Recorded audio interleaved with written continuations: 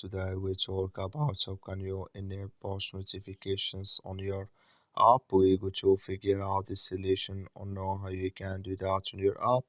So you just follow these ways, then it's going to work with you. So all you have to do, you just go down here, you click here on account down here. So then it's going to show for you a list like this. Then all you have to do now, you just go here above this sign, click on it. So then it's going to show for you a list like this here.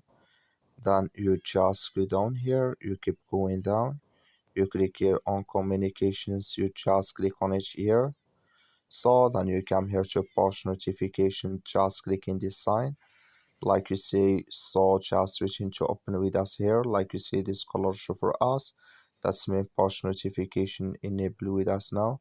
That's all you have to do with us all. Thank you for watching. Don't forget to support us by liking.